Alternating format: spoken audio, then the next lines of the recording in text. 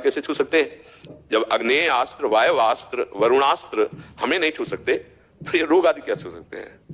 मकान में जाला लगा पड़ा रहे, छिपकली भी टलती रहे, क्या फर्क पड़ता है? तो ऐसे ही रोग है, ये जाले हैं इधर उधर पड़े, क्या फर्क पड़ता है?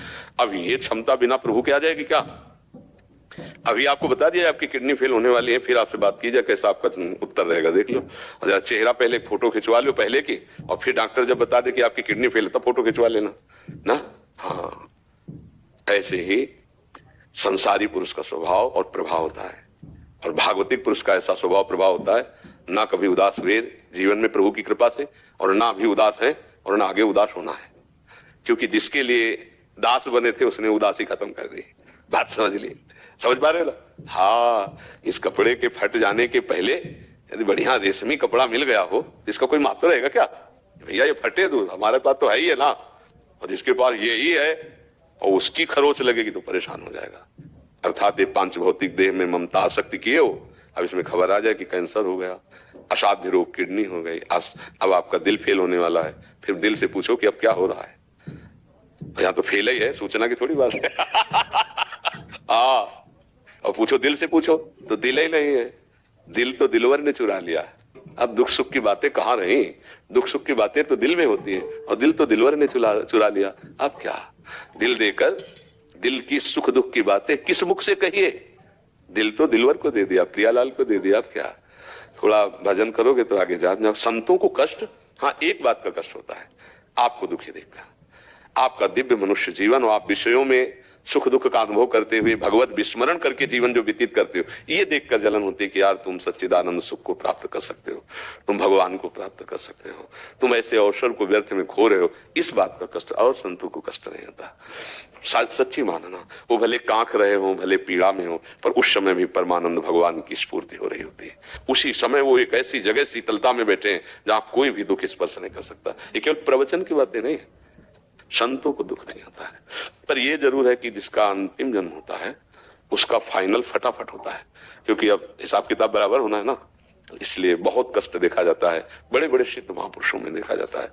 तो वो कष्ट बाहरी होता है, क्योंकि इस तन के द्वारा पाप हुए हैं। इस जन्म में, पूर्व जन्म में बड़े बड़े पाप हो गए, चूक हो गई, गलती हो गई। अब हम भजन में लगे हैं, अब हमारा भजन भगवत प्राप्ति के मार्ग में जा रहा है। अगर हम उनको मिटाना चाहें तो मिटा सकते हैं, पर फिर बाधा पड़ जाएगी, फिर और जन्म लेना पड़ेगा, क्योंकि खर्चा कर रहे हो ना। तो फिर इसीलिए निष्काम भजन भगवत प्राप्ति कराता है कि हमें जो कष्ट आ रहा है उसे हम भोग रहे हैं, डॉक्टर रूप से भगवान औषधि रूप से हमको संभाल रहे हैं, उससे हम अपना संभल रहे हैं, और भजन का प्रयोग कर रहे हैं भगवत प्राप्ति के लिए, जगत मंगल के लिए। तो ऐसे चलता रहता है। उसको ये न देखे कि संतों को इतना कष्ट क्यों मिलता है। नहीं, संतों को कष्ट नहीं मिलता है, भगवान अपनी गोद में रखे रहते हैं। देखो प्रहलाद जी को कितना कष्ट दिया गया, लेकिन प्रहलाद जी को कोई कष्ट हुआ क्या? ठाकुर हरिदास जी को 22 बाजारों में कोड़ों से मार मार कर खाल खींची गई, तो क्या उनको कष्ट था क्या? नहीं, सारे कोड़े भगवान श्री हरि के अंग पर पड़ रहे थे। वो अपने भक्तों की महिमा प्रकाशित करते हैं, उनकी लीला है।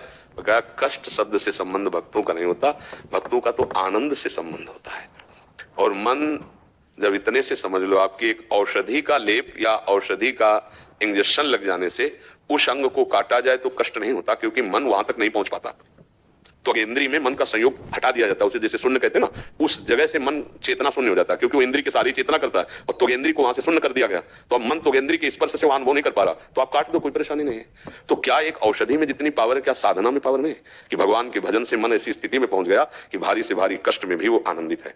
खुली आंख ऑपरेशन हो रहा है अंग का, और वो देख रहा है, उसको कष्ट नहीं हो रहा। ज्ञान है कि कुछ कट रहा है, कुछ ऐसा हो रहा है, पर उसको कष्ट नहीं हो रहा, क्योंकि त्वगेंद्रिय से मन को शून्य कर दिया गया, संबंध रहित कर दिया गया। और दुख सुख का अनुभव कराने वाला मन, अब बाद में जब वो त्वगेंद्रिय का संसर्ग हुआ, वो औषधि हटी, तब पीड़ा प्रारंभ हो गई। तो समझ रहे, भगवान ने जितनी औषधियां बनाई, भगवान की तो बनाई हुई है, उन सब औषधियों में जो पावर है वो भगवान से है। ऐसे भगवान में हमारा मन लग गया तो क्या हम बड़े से बड़े कष्ट को मुस्कुरा के नहीं सह सकते? सह सकते हैं, पर हमारा असलियत में मन लगना चाहिए। मन प्रभु में लग जाए तो सब कुछ सह जाए। ठीक है, हाँ, भगवान सहन शक्ति प्रदान करते हैं। एक बार माधवदास बाबा जी को संग्रहणी रोग, जो बार बार सोच वाला होता है, तो 10-20 सोच हो जाए तो आदमी ढीला ही पड़ जाए। उनके कई दिन से सोच हो रही थी, तो आंख खुली तो देखा एक नौकिशोर बालक पीतांबर का साफा बांधे सोच की लंगोटी बार बार समुद्र से धोखे से फैला रहे, सूखी लंगोटी कमर में बांध रहे। बाबा ने देखा, रहे तो श्री भगवान है स्वयं। उनका प्रभु आप क्यों? तो बोले तुम्हारा कोई और है क्या? उनका प्रभु आपके सिवा तो कोई नहीं। तो कहा जिसका मेरे सिवा कोई नहीं होता तो मैं ही स्वयं सेवा कर। भगवान के कितने पार्षद हैं, जय विजय कितने महान, लेकिन भगवान पार्षदों को आज्ञा नहीं की, आप स्वयं आकर। तो माधवदास बाबा ने कहा प्रभु आप प्रारब्ध नष्ट कर देते, मान लो आपको सेवा ही कर ली थी तो ये शौचे का रोग ही हटा देते। बोले नहीं, सिद्धांत का पालन करना है, हम तुम्हारी सेवा कर लेते हैं, तुम प्रारब्ध भोग लेते हो, शरीर छूटेगा, हमारे धाम आ जाओगे। अगर प्रारब्ध बचा तो फिर अगला जन्म होगा। इसीलिए बड़े बड़े संतों को ज्यादा से ज्यादा यहां भोगते नजर आया जाता है, क्योंकि उनका आवागमन चक्र का हिसाब एकदम खत्म। और जिस समय वो दुख का भोग भोग रहे होते हैं उसी समय परमानंद उनके हृदय में होता है। तुम जान लेना, एक अद्भुत आनंद, एक अद्भुत सुख होता है। संसारी पुरुष जब दुख भोग